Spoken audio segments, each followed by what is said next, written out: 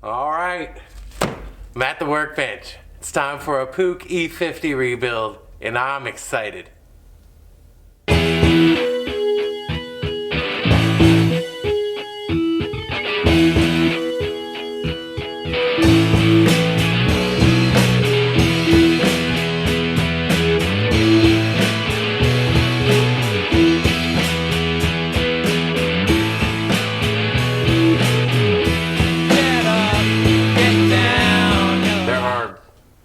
Literally dozens of videos on YouTube showing you how to take this thing apart.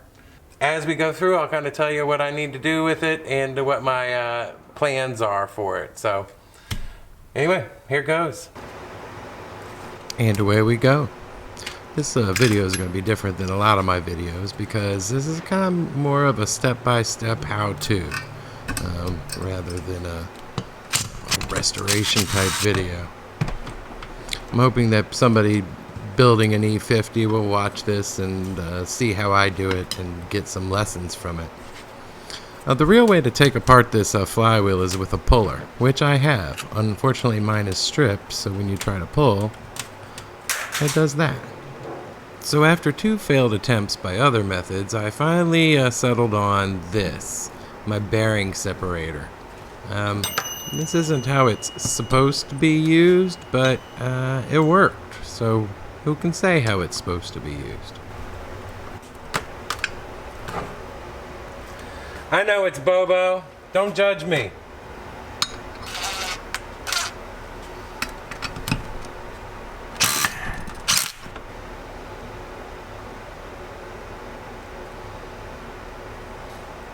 This was attempt number 1. Look what it did to this piece of angle. Totally freaking bent it.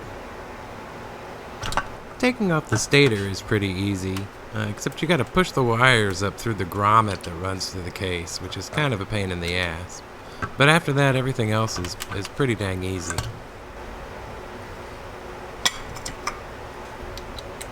And now it's time for my favorite tool in the whole workshop.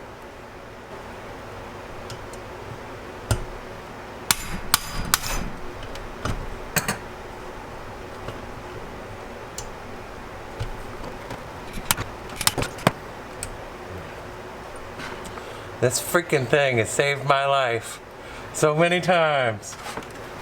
Little impact driver. If you don't have one, you should get one. They're amazing.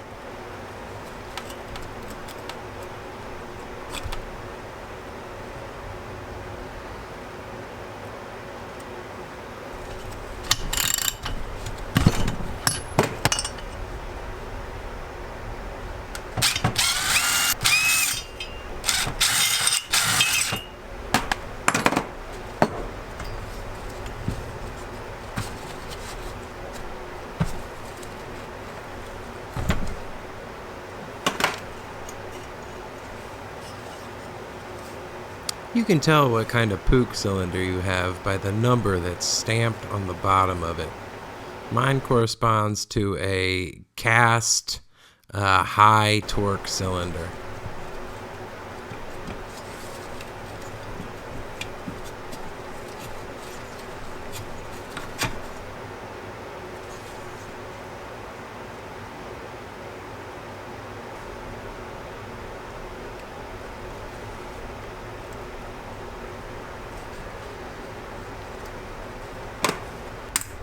I generally don't recommend banging on your crankshaft, but that pin had been in there for 40 years and wasn't moving.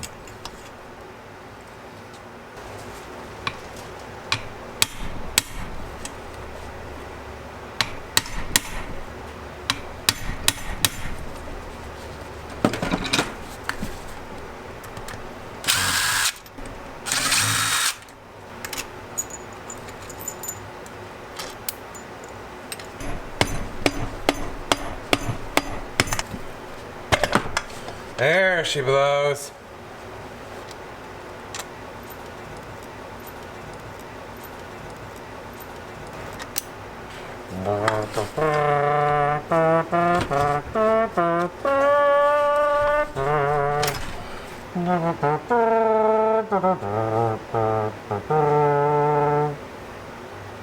Ooh, that one looks good.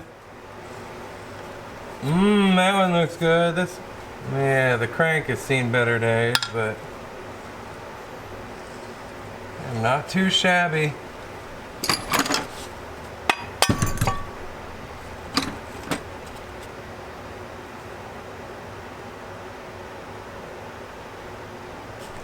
Man, these things look in pretty damn good shape.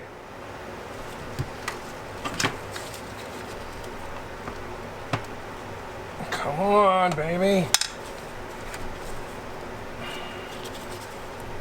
There it is.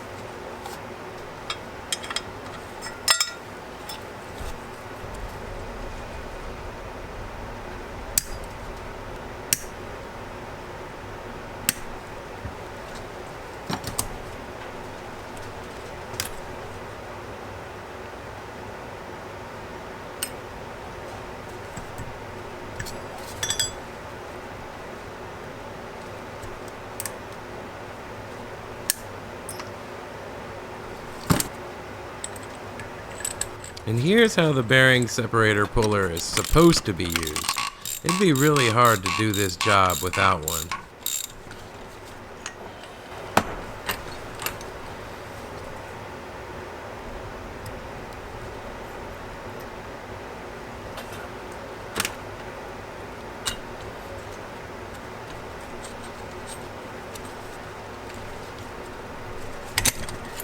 And that's pretty much it for the main shaft. Now let's move on to the crankshaft.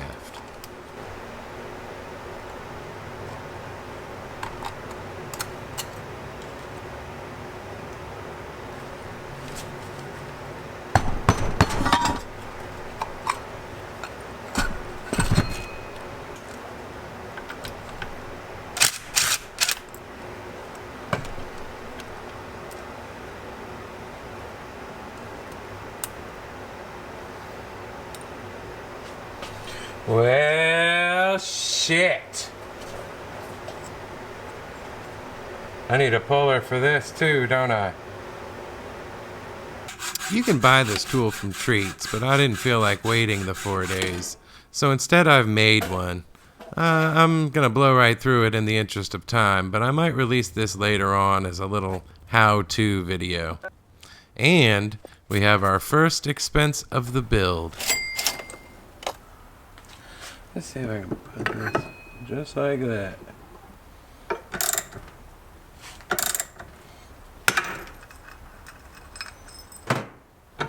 Hot damn!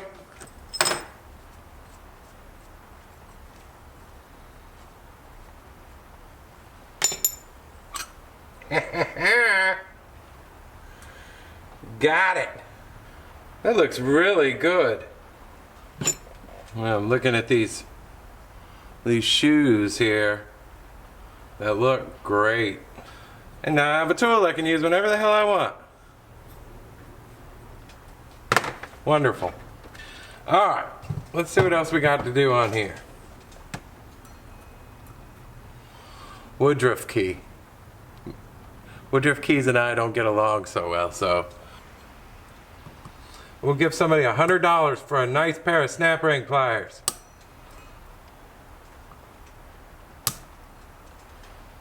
Oh, I hate you so badly.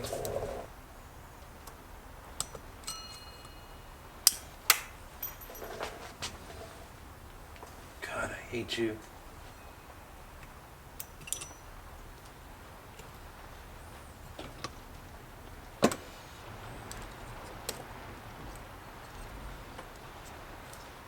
Bearing, then seal.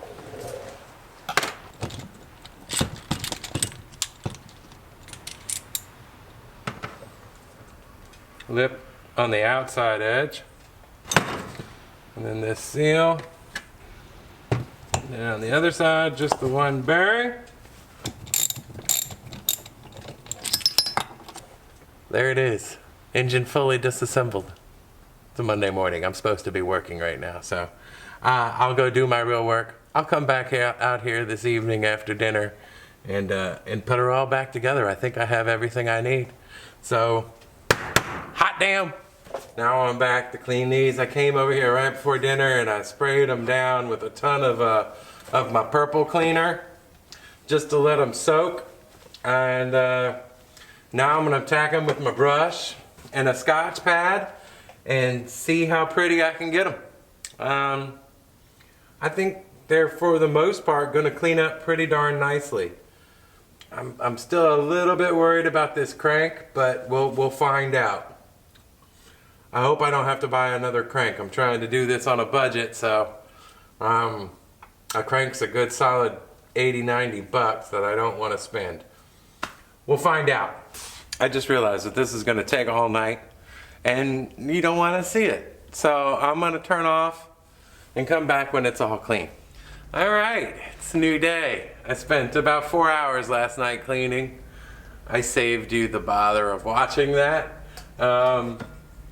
They came out real nice. Everything did. I did discover that I have, my piston has the Dykes ring on top, which of course broke as soon as I pulled it off. No big whoop. I've got new piston rings on order from Treats, but I ordered the wrong one. So I'm gonna have to order that. That's okay though. I'm not quite ready to build the top end yet. I'm focusing on the bottom end. But since I am focusing on the bottom end, I need to do any of the porting or case match that I want to do. Remember, this is my wife's bike and I'm trying to keep it as stock as possible and as budget as possible. So, so I'm using all of the parts that I have, especially since they seem to be in really good shape. But I do want to do all of the metal shaving that I need to do, so when I put this thing back together, there's not metal shavings in it. So what I'm doing on this is a real light port job. I'm not trying to get it up to 50 miles an hour. You know, if I can get 5 or 8 miles an hour more out of her, I'm gonna be happy. Everything else cleaned up really, really well. The crankshaft, which I thought was gross, actually cleaned up to look almost like new. The cases look great. I did spend about 2 hours scraping out all the gunk from the old gasket material that was in there. I'm reasonably sure that this case had never been opened, never once before. All the screws looked absolutely perfect, and they're the old flathead screws. And if you've ever taken apart an E50, you know that those things don't look perfect after the first time you take it apart. So. I'm reasonably sure I'm the first person that's ever been in this engine. Anyway, yeah, so my plan for this morning is to go ahead and port everything out in case match, and then depending on time, maybe I'll get to put her together. So stick around and let's see what happens. Once again, in the interest of time, I'm going to blow right through this in fast motion. I'm definitely going to release this as its own little episode, how to port an E50. But for now, let's just go through it and then get right back to rebuilding the engine. On the soft beach and the concrete. All right, now I'm going to clean everything up, and then we'll come back here and I'll start putting her back together. Cleanup is a bitch when you're porting. That stuff gets everywhere. Anyway, I got it cleaned up. There's only one thing left to do before we build this thing, and that's to, I got my surface plate, and I just like to flatten out the mating surfaces just to make sure that there's nothing holding them up. I mean, these things go together with you know, with a flexible gasket material, so it's not quite as, you know, critical that you do that as like something that you're actually using a paper gasket, but it's still just good practice. So I'm gonna get it perfectly flat just by rubbing these over the surface plate. And then after that, it's time to build.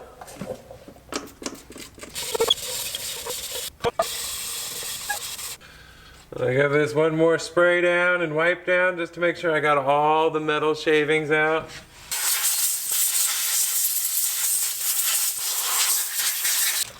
Yeah, here are my bearings. Here are my seals.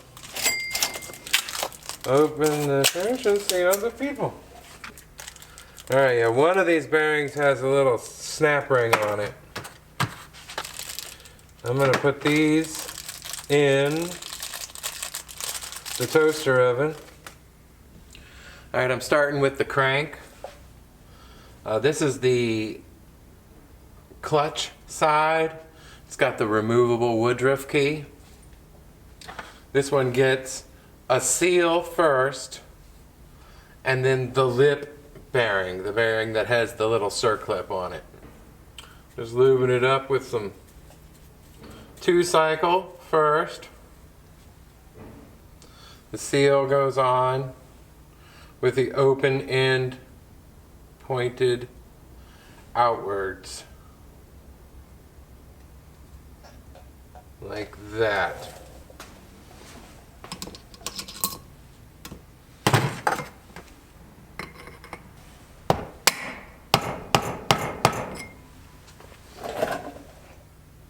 The lip on the bearing goes up.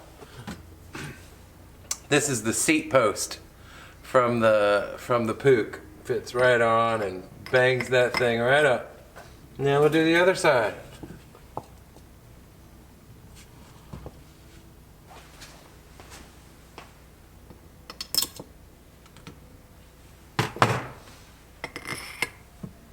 Okay.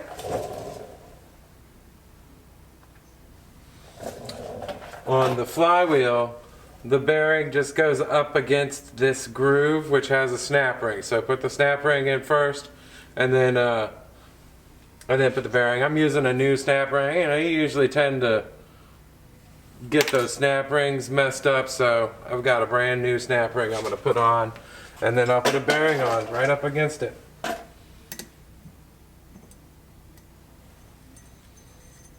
Right there. So this side, when I lubricate with ATF, with type F ATF, because this is outside of the bearings. The 2-cycle is only for the crankshaft inside the seals.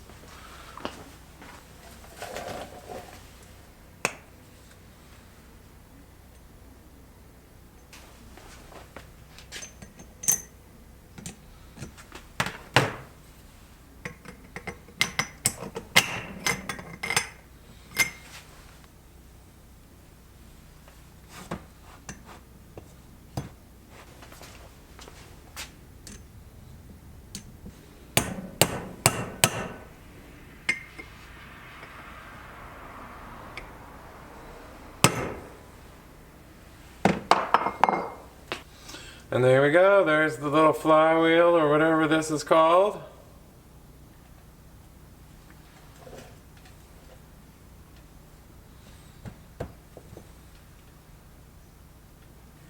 Alright, let's put this guy back together.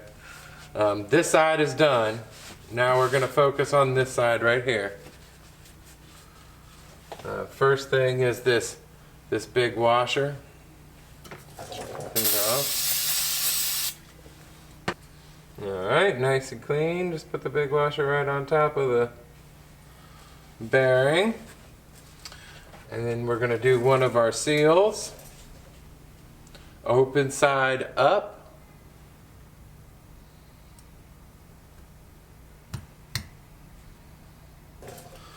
Then a snap ring.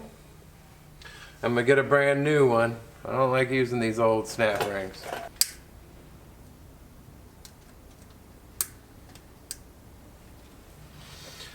Alright, now I'm going to clean. Next is this gear. I'm going to clean that off real well.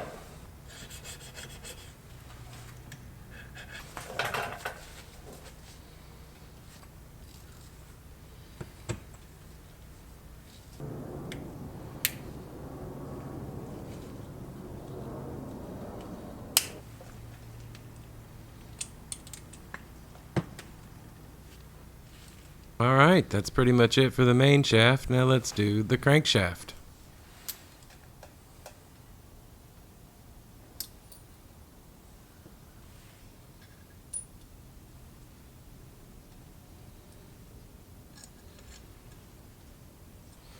Snap ring, washer, brass bushing.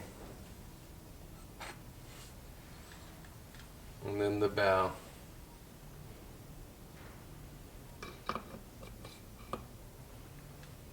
Then another washer. And another snap ring.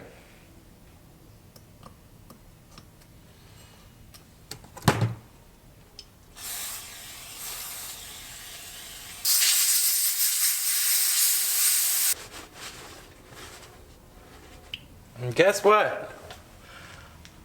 I didn't lose the Woodruff key.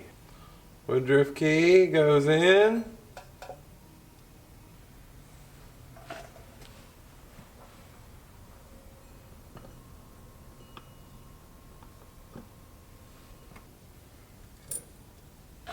That last washer and then this nut.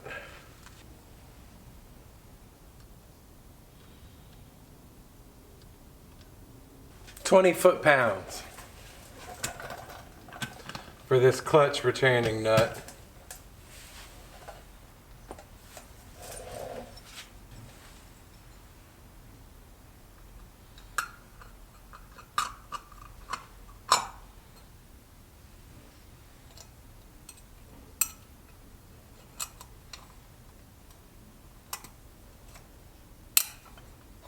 All right.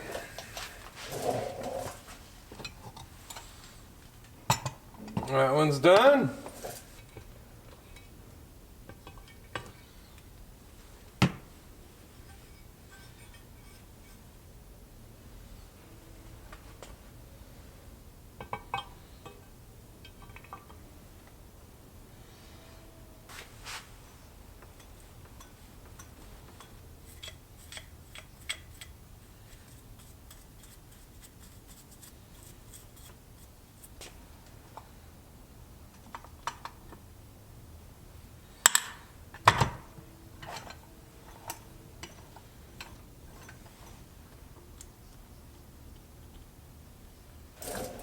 Alright, I'm going to put the sealant on now. I'll show you exactly where I put it. I'm using this Honda Bond.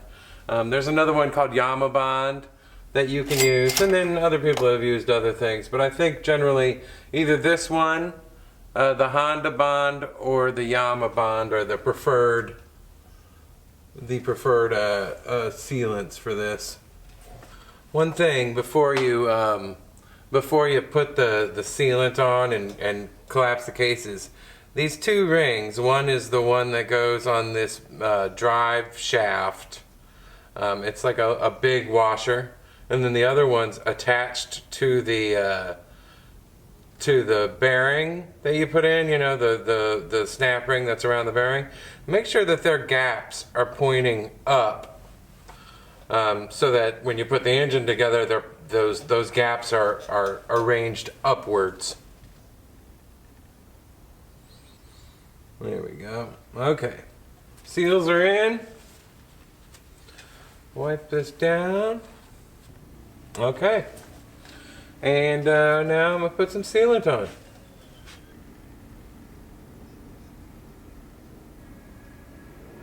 City where I'll see you again,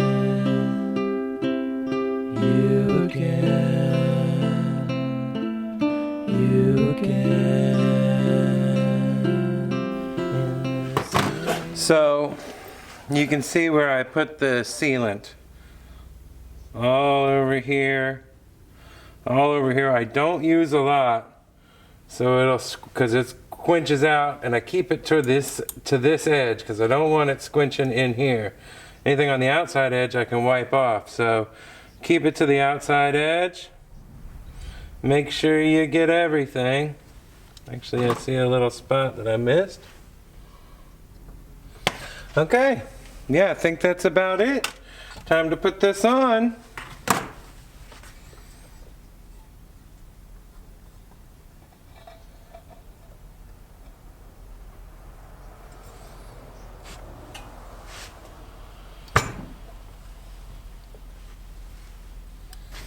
There it is. Turn it over. start screwing it together. I bought a lot of new screws for this. Fastenal. If you have a Fastenal near your house, you're loving it. So I'm just kind of cinching them up right now, and then I'll go back and torque them all down pretty good.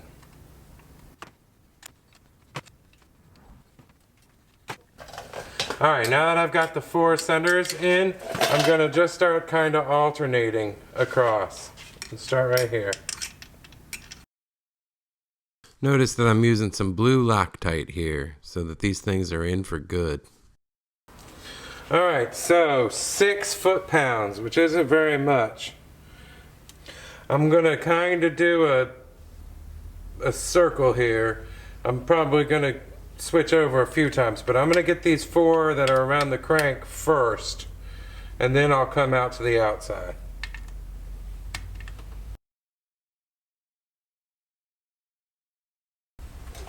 I'm just gonna put the tiniest little bit of Honda lube on this gasket.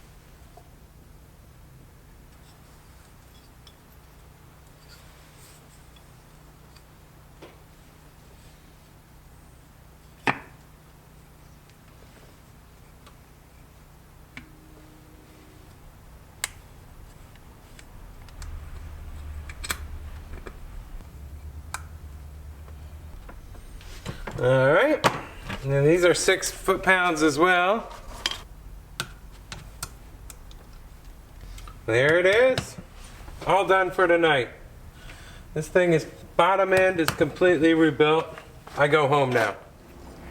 All right, I'm gonna use the stock ignition that came on the Puch. My wife doesn't need to brap up to 10,000 RPMs, 12,000 RPMs. So this stock points ignition is going to work fine, and they're pretty much bulletproof. Although I will say these points have seen better days. They're super worn down. So to that end, I went ahead and I bought an all-new Bosch ignition set to replace these points. So that's what I'm going to do now. I'm going to clean up these. Clean everything up, get it looking pretty, and then I'm gonna go ahead and put on the new ignition and lube it all up, and then after that I've got the new piston rings, so I'm going to replace the piston rings, set their tolerance, and put together the top end. As a matter of fact, this is the last thing I have to do for this engine. So at the end of today, that engine's going to be 100% put together and ready for the bike. So here goes. I'm going to zoom in so you can see what I'm doing over here. And but first I'm going to clean it. And I won't zoom in for that.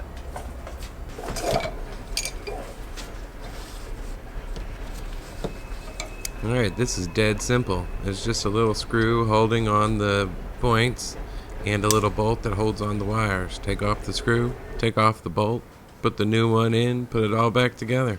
That's it.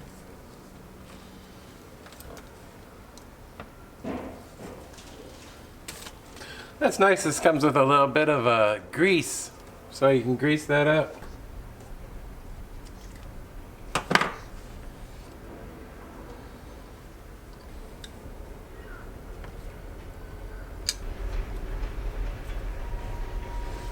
Here's the fiddly bit, getting those wires and that grommet back up through the case.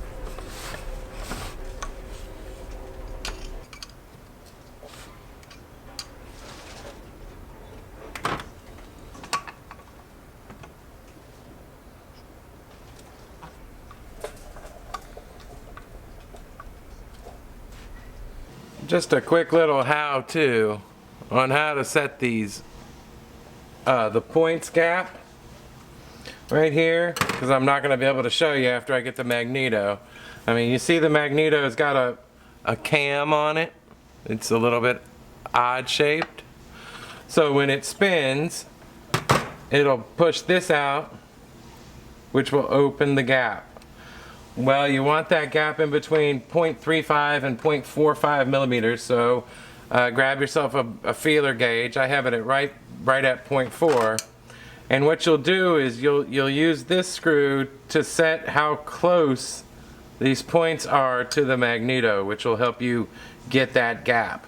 I'm not going to be able to show that to you when I get the magneto in, but that's what I'm doing when you see me doing that. I'm just moving this thing either towards it or away from it as necessary so that this gap is 0.40 as it's opened and fully closed when it's closed. There's the Woodruff key on here. You can see it right there. And then there's a slot in the actual magneto. So just make sure when you slide it in, I mean, the only way you're gonna be able to slide it in is with that Woodruff key. So it's exactly right. And then when we start tweaking timing, basically all we're gonna do is loosen up these two screws and move the stator ever so slightly, either left or right. Right now I have the screws set pretty much dead in the middle, maybe just a little bit retarded.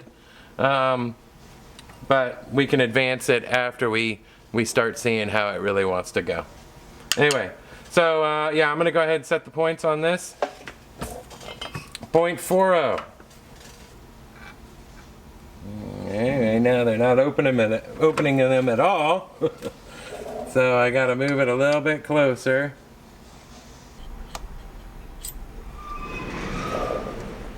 That actually feels pretty darn good.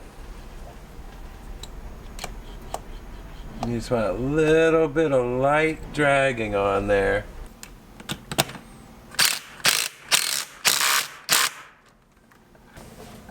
I'm not even going to bother torquing that. I mean, I got it on there good, and that's all that matters.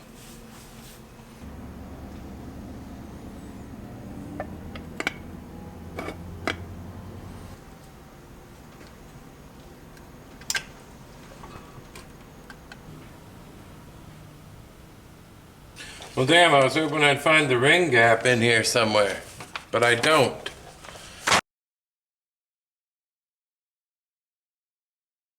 .152 millimeters. 0.15.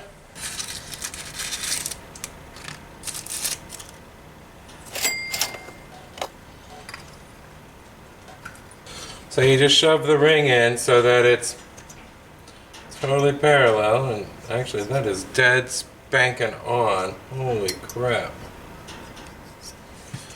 This first one is nuts on. This one's the dike ring. You just use the piston to make sure that it's totally in there flat. That one is bang nuts on too. So no filing on these. These are perfect, ready to go. Good treats. Good treats. Alright, I got these things painted. I used this this engine enamel. It has ceramic in it. It says it helps to disperse heat. I don't know if that's actually true, but I figured any extra help I can get getting rid of heat is a good thing. So that's what I used. It came out all right. It doesn't have to be perfect. It's not going to last very long anyway, so. And now, I can finish putting this engine together. I'm just going to sand these. This is like 1200 grit. Just going to sand them to get them totally clean. Give those gaskets a fighting chance. My envelope full of gaskets. I got 1 million of them. I don't throw any gaskets away, so I managed to save a ton. It's just a matter of figuring out which ones do what. That's a Puch gasket. Alright. That's this one.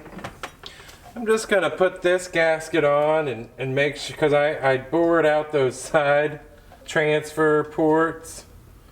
So I'm going to put this on and see if I need to cut this gasket down. Yeah, it looks like yes, I most certainly do need to cut it down.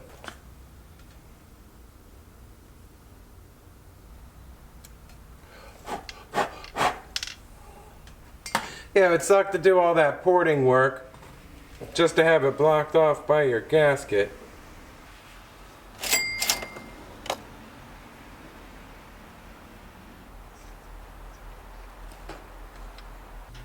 Arrow points down to the exhaust, but if you're in doubt, find the pegs, and the pegs are always pointing down.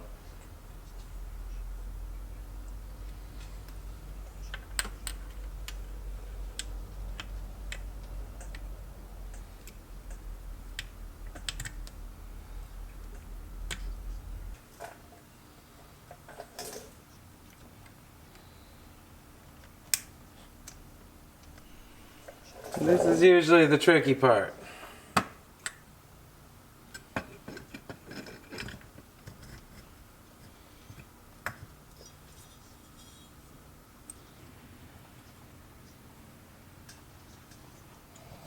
Oh, got it.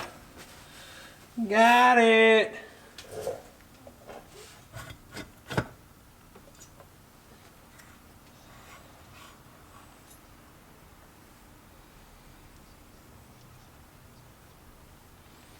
That's just perfect.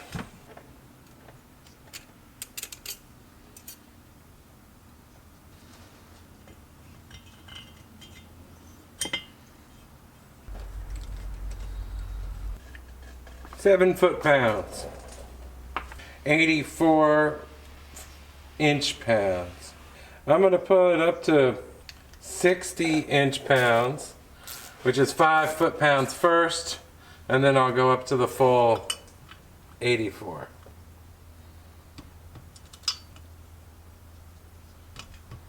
And now up to 84. There we go. I'm gonna, this opening is too big. I don't think it's gonna seal that inlet, right? This intake gasket I got. So I'm gonna make one.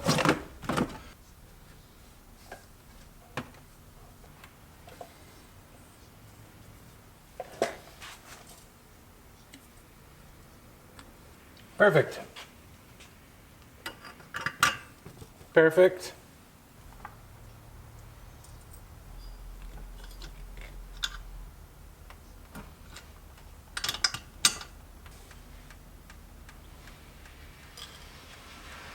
It's all done. You again. You again. You again.